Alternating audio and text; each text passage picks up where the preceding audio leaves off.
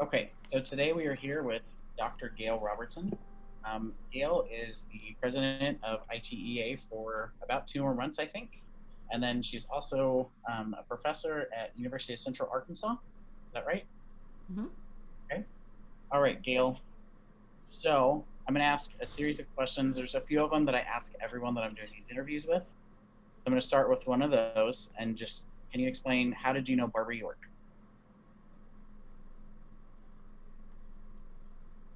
Now? Yep. Okay. I thought you were, I didn't know if you were giving me an example. Okay, how did I know Barbara York? Well, I had heard of her through her music, and I had played some of her pieces or heard them performed by lots of tubists. And then I was on the board of the commissioning committee for the International Women's Brass Conference, and we were submitting her name for one of the composers, and I believe I was the person who submitted her name as one of our potential commissioned composers. And when she was selected, then I got to call her, and that was my very first phone call to her, was to call her and tell her that we were going to commission her to write a piece for solo trombone and piano for the, I don't remember what year it was, but for one of the International Women's Brass Conferences. And that conversation went from me telling her, here's the commission, and she was jumping for joy. She was excited. She was very delighted to accept the offer. And then I got to learn all kinds of things about her on that call. And I remember thinking that it was like talking to like a really cool grandma or a really cool mother or somebody, because I knew she was a little bit older than I was, and but we went on from all kinds of things, from how she met different players through the years, and there were players that she told me about that she was very fond of, and some that she wasn't so fond of, and it was just a great conversation. Awesome.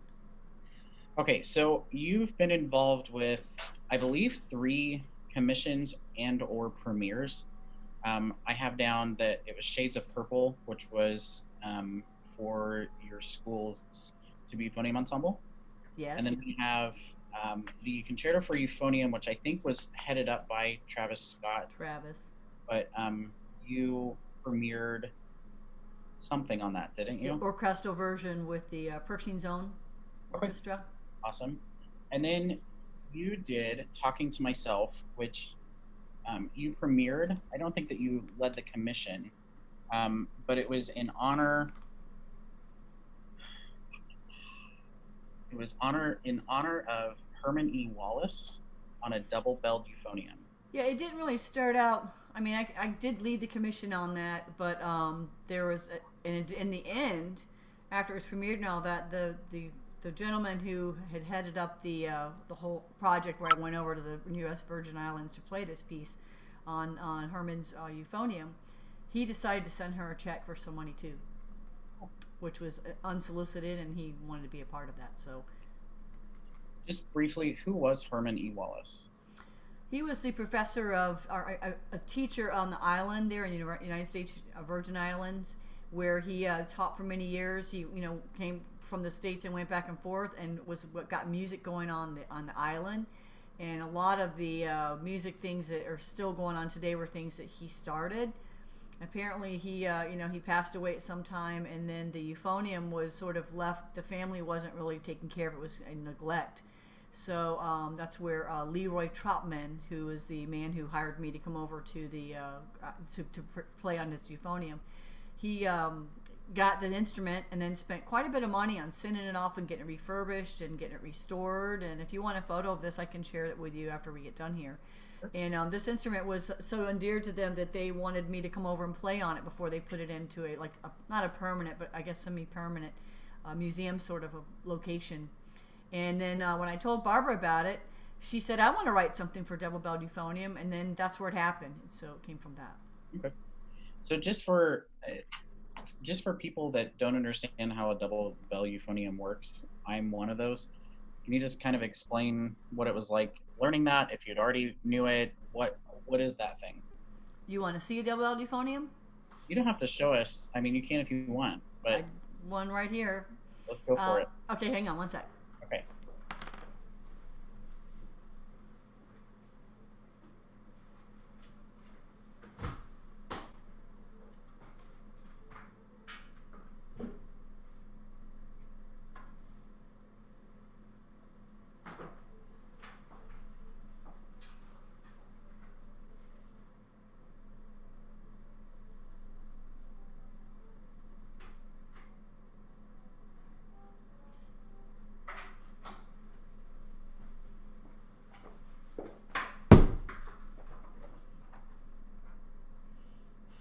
I just banged a horn that's over 100 years. Sorry about that.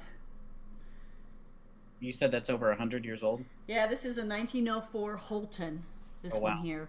And, it's just got the three valves at the top and then the fourth on the side. Up top here in my office, there are 5 other double bell euphoniums. So the reason why I got asked to do that recital that was over in the islands was because of my association with the double bell euphonium. People have known that I've been not a huge collector, but I have 6, which I guess is pretty good. So the way it works is there's just a valve on the side that changes from the small bell to the big bell. So, Okay. and then here's your small bell.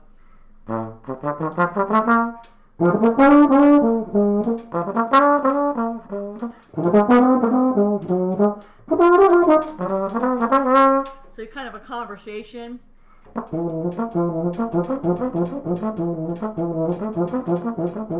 So back and forth, those kind of solos happen. Barbara's piece is very, it's really very much talking to yourself, where you play a phrase and then the person sort of responds back. This past year, I recorded "Baby It's Cold Outside," which is normally a vocal duet, and I know that there's controversy with that piece, but it was the perfect tune to do with double bell euphonium. So that's a double bell euphonium. Okay. And you said that the fourth valve on the side, all it does is switch the sound to come out. Yep, it just changes. This has 2 tuning sides. This is an old one where it's got the curly Q. Got 1 tuning side here, and then there's a tuning side on the back. The ones up there have 5 valves, and so they'll have the regular typical 4 valves, and then the 5th valve becomes the bell changer. So Awesome. it's kind of like having a almost like a trombone sound, or or a British baritone kind of sort of sound, and then the big one. Sometimes the bells are both up, sometimes the bells are both forward. Now I have the ones I have up there where the bell, the valves are here on the front. So. Okay. Awesome. The only time I've ever seen one in person, there's a girl that lives in the Joplin area, and when I was going to Pittsburgh State, we always had Tuba Christmas there, and she always had one, and it was it was in very nice condition. And well, I mean, people, when you have these, you take good care of them. You really nurture them, I guess you could say. They've got to be close to 100 years old, or if not 100 years old, when you have them, and so it's something you really, you wonder, where has this horn been? And that horn that he had, I was going to try to find a photo. The horn that they restored over there was just, it was like no other euphonium I'd ever seen. It had all kinds of etchings on the bell, and I mean, there was a snake that comes off of the lead pipe and goes and climbs down. It's pretty unusual. I'll make sure that I share that with you so you can have that if you want it. Absolutely. So whenever Barbara was like, "Oh, I want to write for double bell euphonium," I'm assuming you probably just did a little demonstration like you just did with me. Did she have a lot of questions? Like, what was the commissioning process like for that?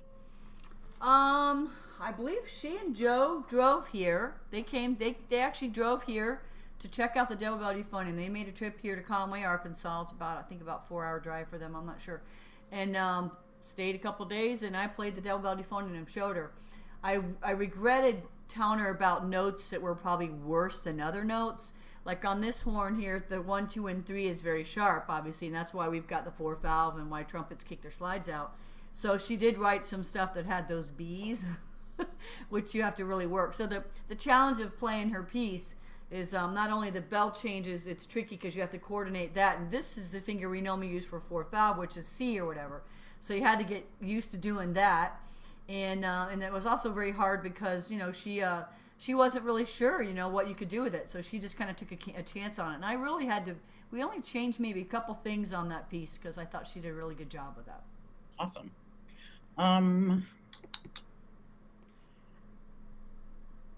Okay, so you said on the concerto you premiered it with a Pershing Zone. Yeah, it was for the Army conference. I think it was what year that would have been, 2000. I have to look and see what year the Army conference was. It was written in 2008. Yeah, I did that with my students. I could probably dig. I can dig and tell you that. Let's see, I can find that. So whenever, Barbara and I talked about this a little bit from people that have recorded her music. I talked about it with Matt Brown quite a bit. How much did you include Barbara in the process? Like, did you call her after rehearsals and be like, this is where we're at, this is what's going well, or did she say you do your thing and I'll see what you do? We we I got it, and I believe she sent me the MIDI piano part to practice with. And I let her know about some of the things that were like a little awkward, like some of the bell things. They're still hard, even after we changed a little bit. But I didn't want to not capture what she really had envisioned. When I originally got to play with a real pianist was when I was over on the Virgin Islands, and I might have. You can still text from there, but I probably called. I might have made her record. I think I made a recording and sent it to her and let her hear it because I always like to let her hear what's going on with that. But not a whole lot of collaboration. She just kind of took it and went running. Yeah. So I was actually asking about the concerto. Oh, the concerto. Yeah, Okay. yeah. With The the one with the concerto is well, that I wasn't involved. That was Travis's thing. I just kind of made the I made a contribution to that. Travis really took that. The orchestra thing happened after the Army conference. After the workshop asked me to be either with a band or the orchestra. I thought, well, it'd be fun to do something with orchestra, and that's where I reached out to her and I thought we should do this. So she had to kind of, I guess she put that together and work with maybe Brian Doty because as a publisher, and then just send it over there to them. I wasn't really involved in that at all. She actually came to that conference. She and Joe flew. That might be one of their later trips that they did. I was able to get the Army conference to maybe come up with a little bit of funding to help get her there. And so she came to that, and she doesn't say a whole lot when she's in rehearsals with you. She was very, very quiet about it. Good to know. Yeah, I remember Sorry, her. I got sidetracked on the wrong piece. You were totally fine. As I told you through text, I got my second vaccine yesterday. I feel mostly fine. I can tell as I'm been like working this afternoon, I'm starting to get pretty tired, and sometimes I have a little bit of brain fog. But other than that, we're good. Okay, so um, A Caged Bird was originally written for trombone, right? Yes. Okay, and I can't remember if it was you or Travis that just kind of took it and ran with it, but that's your favorite piece of Barbara's? It's one of my favorite pieces, and I guess I'm very sentimental with a lot of things. I can hear a song on the radio and it makes me think of when I was in high school or whatever. And with that piece, it's a reminder of how I met her, and the first time I met her in person was at that conference. And I remember, Ava Ordman premiered it, and Carol Conger was playing the piano part, and it was at the conference, and everyone went nuts after it. So I don't know who got to play it first. I told Barbara I wanted to play it, and I waited till after the premiere, and I believe Travis probably beat me to it. So Yeah. Okay. Yeah. I told Megan, she asked me to, she definitely wants How Beautiful played because that's her favorite from her mom. And I told her that I really would like to play Elegy for an Angel because that was, I met Barbara in Manhattan, Kansas at a tuba conference. mm. And Doug Witten had known her from Boise State through Mike Fisher and was like, hey, you play piano, go turn pages for this lady. So I turned pages for Barbara York. I had no idea who she was. And by the end of it, we became great friends. And she gave me all of the pieces that I have signed that I've shared with you guys. She gave me some of those, said, here, I want you to play these. Let me know what you think. And Elegy for an Angel was the first piece that I played. And Wow. yeah, and she told me what it was really written about. So, which Well, we was, had her come to my campus for when we did that other piece, the Shades of Purple, and we did a whole entire recital of just music of Barbara York, and so there was many pieces that was played, whether it was for the duets and different things, and she talked about every single piece. I mean, it was a long recital because she talked, and the sad thing is that my school, whenever there's any kind of a recital, they edit out all the talking, yeah, and then all we have is just the music, and it's kind of a shame that all that speaking isn't somewhere because she got very up in front and close with each one of those pieces, almost to the fault where we were like, got to get the recital going. But it was her night, we just let her do it. yeah. So neither of us caught this at the beginning, but you were also involved with the premiere of Memories and Things Both Lost and Found. Yeah, that's right too. I mean, I commissioned that. Yeah, so I commissioned that with my horn colleague here at UCA. It's Brent Shires, Dr. Brent Shires.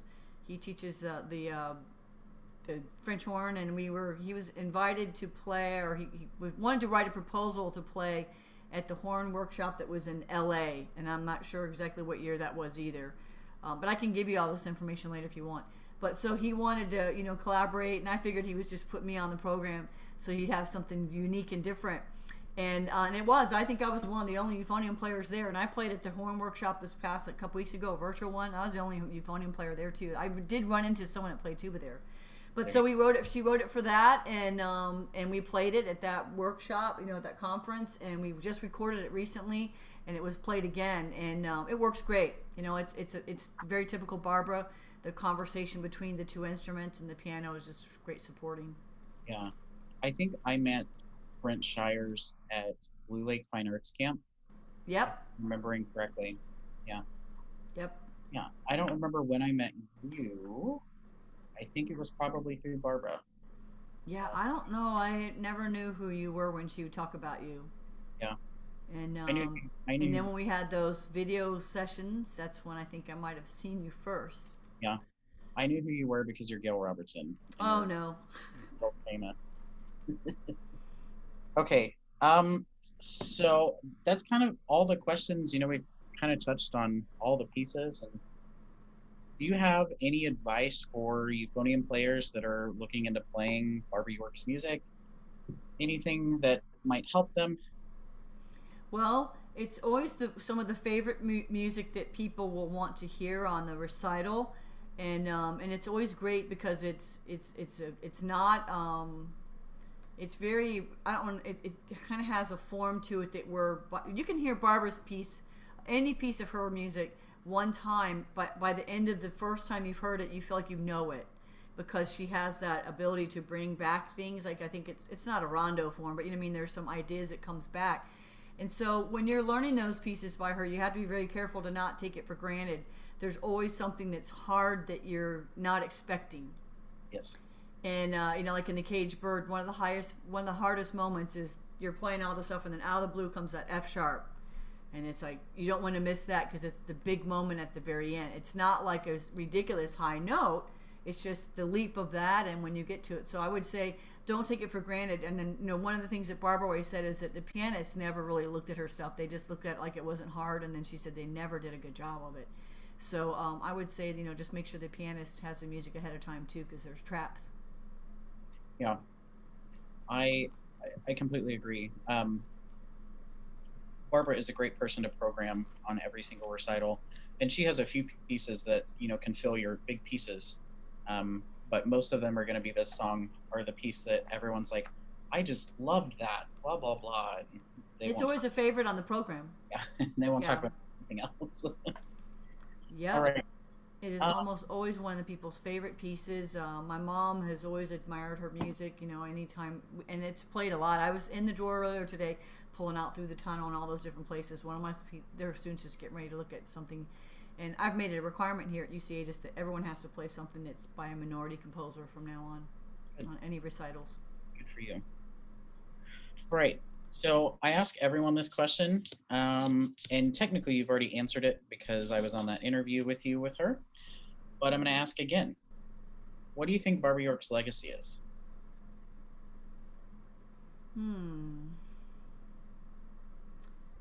Her legacy, I don't know. I think it's a journey of through her music is going to bring us to other places. Like they're always dedicated to somebody, or for something. They're always so much of her music is commissioned by somebody that there's always a story that comes with it. So it's not just a concerto. It's about this, and this movement is about this. And so I think you can learn who. I think we'll always remember Barbara, where some people we may not, because we'll remember her through her music, because her personality is in the music too. It's not just notes. I agree. Yeah. Great answer. That's something, most people kind of say the same thing, but that's the first time I've heard that answer.